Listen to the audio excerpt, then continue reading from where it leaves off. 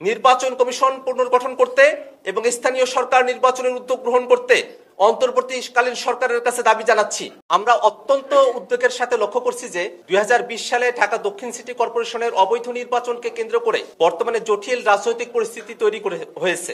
উদ্ভূত পরিস্থিতির জন্য নির্বাচন কমিশনের পক্ষপাতদুষ্ট ভূমিকায় দায়ী বলে আমরা মনে করি। ইশরাক হোসেন বনাম শেখ ফজলিনুর তাপস গং মামলার বিবাদী হওয়া সত্ত্বেও নির্বাচন কমিশন নজিরবিহীনভাবে মামলায় প্রতিদ্বন্দ্বিতা করেনি, যার ফলে একতরফা রায় প্রদান করা হয়েছে। এমনকি রায়ের পরে তারা উচ্চ আদালতে প্রতিকার প্রার্থনা না করে মামলার বাদীকে বিশেষ সুবিধা দিয়েছে বলে প্রতীয়মান হয়।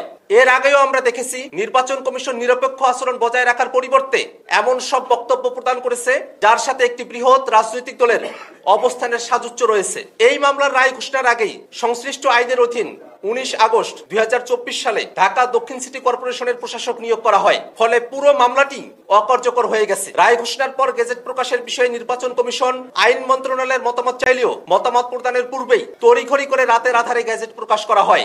এ বিষয়ে নির্বাচন কমিশনের সার্বিক ভূমিকা স্পষ্টতই পক্ষপাতমূলক। উল্লেখ্য, বর্তমান নির্বাচন কমিশন অবৈধ ও ফ্যাসিবাদী আওয়ামী লীগ সরকার প্রণীত প্রধান নির্বাচন কমিশনার ও অন্য নির্বাচন কমিশনার নিয়োগ আইন 2022 অনুযায়ী গঠিত, যা সে সময় ফ্যাসিবাদ বিরোধী সকল রাজনৈতিক দল ও পক্ষ প্রত্যাখ্যান করেছিল। এতদ সত্ত্বেও আমরা বিস্ময়ের সাথে লক্ষ্য করছি যে নির্বাচন ব্যবস্থা সংস্কার কমিশনের প্রস্তাবনার আগেই নির্বাচন কমিশন গঠন করা হয়েছে। ফলে বিদ্যমান নির্বাচন কমিশনের কার্যক্রমে সংস্কার কমিশনের প্রস্তাবনার প্রতিফলন ঘটবে না বলেই প্রতীয়মান হচ্ছে। যেমন, পলাতক ও মানবতা বিরোধী অপরাধ অভিযুক্ত ব্যক্তিদের নির্বাচনে অংশগ্রহণের নিষেধাজ্ঞা আরোপ সংক্রান্ত সংস্কার কমিশনের প্রস্তাবকে নাকচ করেছে বিদ্যমান নির্বাচন কমিশন। এর ফলে এই কমিশনের উপরে আস্থা রাখা সম্ভব নয় বলেই আমরা মনে করি। একই সাথে আমরা লক্ষ্য করছি যে জনপ্রতিনিধি না থাকায় নাগরিক সেবা প্রদান মারাত্মকভাবে ব্যাহত হচ্ছে এবং সামাজিক সুরক্ষা উদ্যোগগুলো বাস্তবায়নে প্রতিবন্ধকতা তৈরি হয়েছে।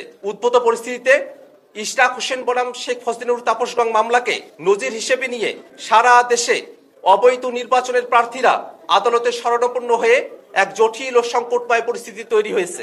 এ সংকট নিরসনে এবং জনদুর্ভোগ লাঘবে স্থানীয় সরকার নির্বাচনই একমাত্র সমাধান। কিন্তু ফ্যাসিবাদী আইনে গঠিত বর্তমান পক্ষপাতদুষ্ট নির্বাচন কমিশন এই নির্বাচন আয়োজনে সক্ষম নয় বলেই প্রতীয়মান হচ্ছে।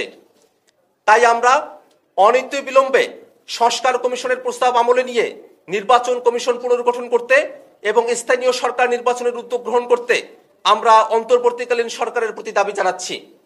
এই দাবিতে আগামীকাল জাতীয় নাগরিক পার্টি এনসিপি ঢাকা মহানগরের উদ্যোগে সকাল 11টায় নির্বাচন কমিশন কার্যালয়ের সামনে বিক্ষোভ সমাবেশ অনুষ্ঠিত হবে। আবার পড়ছি, আমরা অনতিবিলম্বে সংস্কার কমিশনের প্রস্তাব আমলে নিয়ে নির্বাচন কমিশন পুনর্গঠন করতে এবং স্থানীয় সরকার নির্বাচনের উদ্যোগ গ্রহণ করতে অন্তর্বর্তীকালীন সরকারের কাছে দাবি জানাচ্ছি। এই দাবিতে আগামীকাল জাতীয় নাগরিক পার্টি এনসিপি ঢাকা মহানগরের উদ্যোগে সকাল 11টায় নির্বাচন কমিশন কার্যালয়ের সামনে বিক্ষোভ সমাবেশ অনুষ্ঠিত হবে।